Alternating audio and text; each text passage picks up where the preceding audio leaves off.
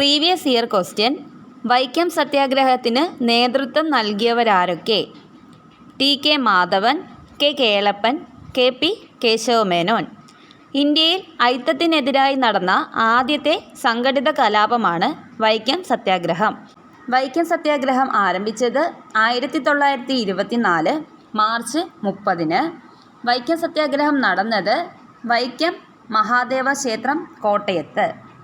വൈക്കം സത്യാഗ്രഹത്തിന് തുടക്കം കുറിച്ചത് പുലയ ഈഴവ നായർ സമുദായ അംഗങ്ങളായിട്ടുള്ള കുഞ്ഞാപ്പി, ബാഹുലയൻ, ഗോവിന്ദപ്പണിക്കർ എന്നിവരാണ്.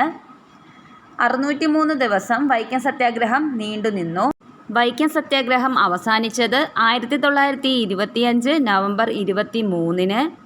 വൈക്കം ഹീറോ പെരിയോർ എന്നറിയപ്പെടുന്നത് EV രാമസ്വാമി നായ്ക്കർ. വൈക്കം സത്യാഗ്രഹവുമായി ബന്ധപ്പെട്ട് സവർണജാഥ നയിച്ചത് മന്നത്ത് പത്മനാഭനായിരുന്നു. വൈക്കം മുതൽ തിരുവനന്തപുരം വരെ.